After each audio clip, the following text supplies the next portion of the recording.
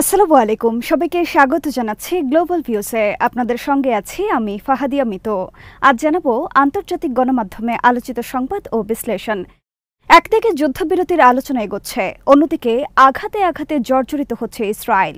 শনিবার নতুন করে বেশ কিছু শীর্ষস্তরের হামলা চালিয়েছেন ফিলিস্তিনি এবং ইয়েমেনি যোদ্ধারা। হামাসের সামরিক শাখা আল কাসাম ব্রিগেড সেদিন জানিয়েছে, দক্ষিণ গাজার খান ইউনিসে দখলদার বাহিনীর বিরুদ্ধে বড় কয়েকটি অভিযান পরিচালনা করেছেন তারা। মধ্য খান ইউনিসের আল মাহাত্তা এলাকার ডিরেক্টরেট অব এডুকেশনের পাশে ইসরায়েলি সেনাদল এবং তাদের গাড়িগুলোর ওপর 2 দফা হামলা চালানো হয়।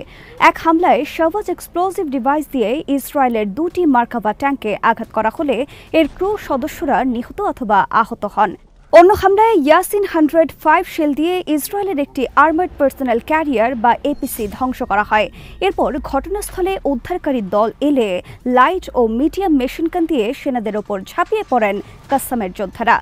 ঘটনাস্থলকে ধোঁয়ায় আচ্ছন্ন করে হেলিকপ্টার এসে হতাহত সেনাদের সরিয়ে নেয় ইসরায়েলি বাহিনী।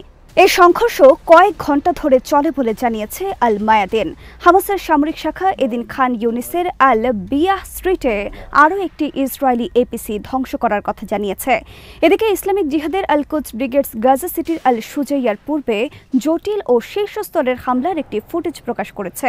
এতে ক্লোজ রেঞ্জ থেকে ইসরায়েলি সেনাদল এবং তাদের গাড়িগুলোকে লক্ষ্যবস্তু করা হয়। এ সময় ইসরায়েলি সেনাদের আশ্রয় নেওয়া কয়েকটি বাড়িকেও টার্গেট করা হয়। অভিযানের নেতৃত্ব দেওয়া কুদসের কমান্ডার জানিয়েছেন, হামলার তীব্রতার মুখে কোনো প্রতিক্রিয়া ছাড়াই ইসরায়েলি সেনারা পালিয়ে যান। তারা কোনো পাল্টা হামলার চেষ্টাই করেননি। এ সময় কুদসের যোদ্ধারা সেনাদের আর্তচিৎকারের শব্দ শুনেছেন বলে জানিয়েছেন। ওই কমান্ডার নিশ্চিত করেন, তিনি যে সংখ্যক দগ্ধ সেনাদের লাশ ও আহতদের দেখতে পেয়েছেন তাতে নিশ্চিত যে হামলায় 40 ইসরায়েলি সেনা নিহত এবং আহত হয়েছে। তিনি জানান, সেনাদের লাশের সংখ্যা নিয়ে নির্লজ্জ মিথ্যাচার করে যাচ্ছে ইসরায়েল।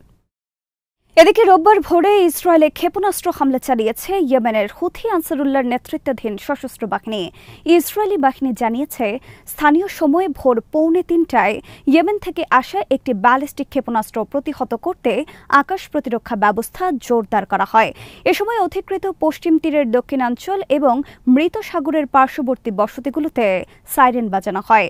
ইয়েমেনের সশস্ত্র বাহিনী জানিয়েছে, গাজা উপত্যকায় হামলা বন্ধ না হওয়া পর্যন্ত তারা ইসরায়েলে হামলা চালিয়ে যাবেন।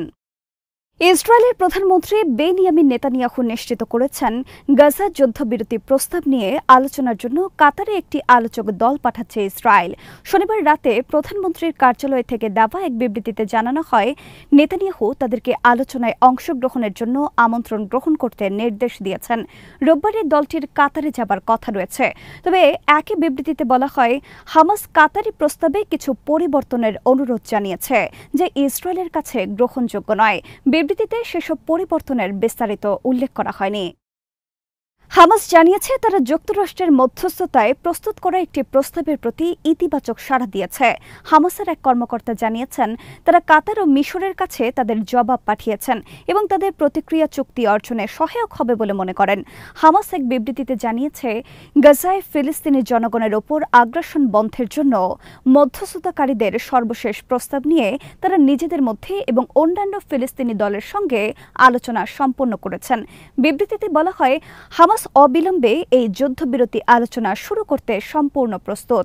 একজন ফিলিস্তিনি কর্মকর্তা জানান, হামাস যুদ্ধবিরতি প্রস্তাবে এমন কিছু সংশোধন চেয়েছে, যার মধ্যে একটি হল, স্থায়ী যুদ্ধবিরতির আলোচনা ব্যর্থ হলেও নিশ্চিত করতে হবে যে নতুন করে কোনো হামলা হবে না।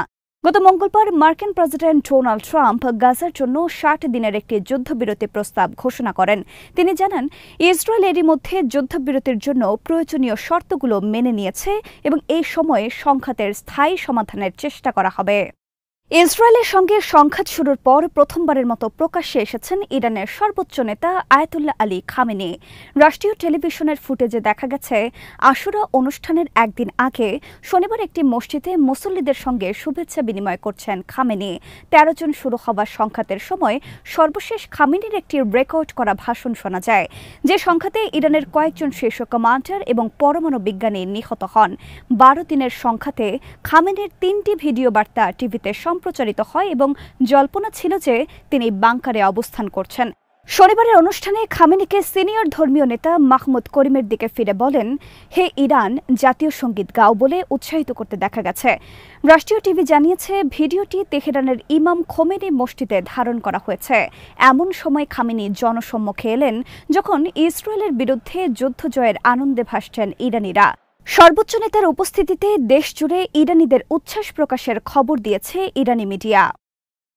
গত মাসে 12 দিনের এই যুদ্ধে ইরানের ক্ষেপণাস্ত্র ইসরায়েলের 5টি সামরিক ঘাঁটিতে ব্যাপকভাবে আঘাত হানে বলে এক প্রতিবেদনে জানিয়েছে ব্রিটিশ সংবাদ মাধ্যম দ্য টেলিগ্রাফ।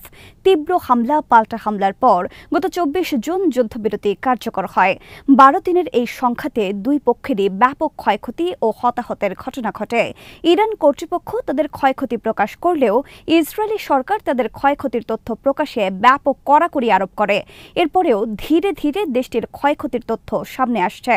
শনিবার যুক্তরাষ্ট্রের ওরেগন স্টেট ইউনিভার্সিটির গবেষকদের পরিচালিত স্যাটেলাইট তথ্যের বরাতে দ্য টেলিগ্রাফ জানিয়েছে, একটি বৃহৎ বিমান ঘাঁটি সহ 5টি সামরিক ঘাঁটিতে সফল হামলা চালিয়েছে ইরান, কিন্তু এসব হামলার তথ্য প্রকাশ করেনি ইসরায়েল। টেলিগ্রাফের প্রতিবেদন অনুযায়ী 6টি ইরানি ক্ষেপণাস্ত্র উত্তর, দক্ষিণ ও মধ্য ইসরায়েলের 5টি সামরিক লক্ষ্যবস্তুতে আঘাত করে। এর মধ্যে একটি গোয়েন্দা তথ্য সংগ্রহ কেন্দ্র এবং একটি সরবরাহ ঘাঁটি রয়েছে। এতে আরও উল্লেখ করা হয়, 12 দিনের যুদ্ধের ফলে ইরান 40টিরও বেশি ইসরায়েলি অবকাঠামোতে সফলভাবে সরাসরি আঘাত করে। ইসরায়েলের প্রতিরক্ষা বাহিনী বেসামরিক অবকাঠামোর ব্যাপক ক্ষয়ক্ষতির কথা স্বীকার করলেও সামরিক ঘাঁটিতে আঘাতের খবরের বিষয়ে কোনো মন্তব্য করেনি। সাইপ্রাসে ইহুদিবাদী অভিবাসনের নজিরবিহীন ঢল এবং সম্পদশালী ইসরায়েলিদের মাধ্যমে ওই দেশে ঘরবাড়ি কেনার প্রবণতা বেড়ে যাওয়ায় সাইপ্রিয়দের মধ্যে ক্ষোভ ও উদ্বেগের সৃষ্টি হয়েছে। ইসরায়েলি দৈনিক ইয়েদিওথ আহরণত এক প্রতিবেদনে লিখেছে, ইসরায়েলি সম্পদশালীরা বিপুল পরিমাণে অ্যাপার্টমেন্ট কেনায় সাইপ্রাসের জনগণের মধ্যে ইসরায়েল বিরোধী ক্ষোভ ও ঘৃণা বহু গুণে বেড়েছে। এই ইসরায়েলি সংবাদপত্রের মতে, সাইপ্রাসের মাটিতে আধিপত্য বিস্তারের জন্য ইসরায়েলি ইহুদিবাদীদের পরিকল্পনা সম্পর্কে এরই মধ্যে আতঙ্ক তৈরি হয়েছে এবং বিষয়টি সাইপ্রাসের রাজনৈতিক এবং সংবাদ মহলের প্রধান আলোচনার বিষয় হয়ে উঠেছে। ইরনার খবরে বলা হয়, ব্যাপক হারে ইসরায়েলিদের সাইপ্রাসে আগমন নিয়ে বিতর্ক তখনই জোরদার হয়েছে যখন সাইপ্রাসের দ্বিতীয় বৃহত্তম দল বামপন্থী আকেল পার্টির সম্মেলনের দলের মহাসচিব স্টেফানোস স্টোফোনা সতর্ক করেন, সাইপ্রাসের গুরুত্বপূর্ণ অবকাঠামোর কাছাকাছি কৌশলগত এলাকায় ইহুদিবাদীদের জমি ও ঘরবাড়ি কেনা সেদেশের সার্বভৌমত্বের জন্য হুমকি। স্টেফানো বলেছেন, ফিলিস্তিনে যা ঘটেছে ঠিক একইভাবে তা সাইপ্রাসেও ঘটতে পারে, কারণ ফিলিস্তিনেও ইহুদিবাদীরা ধীরে ধীরে জমি ক্রয় করে সেখানে তাদের আবাস গড়ে তুলেছিল। সাইপ্রাস আকেল পার্টির মহাসচিব আরও বলেন, সাইপ্রাসে সম্পত্তি ক্রয় এবং একটি বৃহত্তর ইহুদিবাদী পরিকল্পনার অংশ, যার মধ্যে রয়েছে ইহুদি বসতি, ধর্মীয় স্কুল, ইহুদি উপাসনালয় স্থাপন এবং সেদেশে ইহুদিবাদীদের অর্থনৈতিক প্রভাব বৃদ্ধি। স্টেফানো সাইপ্রিয়ট সরকারকে বিদেশিদের, বিশেষ করে ইহুদিবাদীদের কাছে অ্যাপার্টমেন্ট বিক্রি নিয়ন্ত্রণের মধ্যে না আনার জন্য অভিযুক্ত করেছেন এবং এই বিষয়ে অবিলম্বে সরকারি পদক্ষেপ নেওয়ার আহ্বান জানিয়েছেন। গুরুত্বপূর্ণ বিষয় হচ্ছে, সাইপ্রাসের নিযুক্ত ফিলিস্তিনি রাষ্ট্রদূত আবদুল্লাহ আল আত্তারি আকেল পার্টির সম্মেলনে বক্তব্য দিয়েছেন। এ প্রথম কোনো বিদেশি রাষ্ট্রদূত দলীয় অনুষ্ঠানে যোগদান করেছেন, যা থেকে সাইপ্রাসে ইহুদিবাদীদের অভিবাসন এবং ওই দ্বীপে তাদের অ্যাপার্টমেন্ট ক্রয় বিষয়টি ঘিরে উদ্বেগ ফুটে উঠেছে। সরকারি পরিসংখ্যান অনুযায়ী প্রায় 2500 ইসরায়েলি সাইপ্রাসে স্থায়ীভাবে বসবাস করেন, তবে মনে করা হয় প্রকৃত সংখ্যা 12 থেকে 15,000-এর মধ্যে হতে পারে, কারণ তাদের অনেকেই ইউরোপীয় পাসপোর্ট নিয়ে সাইপ্রাসে বসবাস করেন। আজ এখানে শেষ করছি। সবাই ভালো থাকুন, সুস্থ থাকুন আর দেখতে থাকুন বিডি ভিউজ। চ্যানেলটি ভালো লাগলে সাবস্ক্রাইব করুন, সংযুক্ত থাকুন আমাদের ফেসবুক পেজে। আল্লাহ হাফেজ।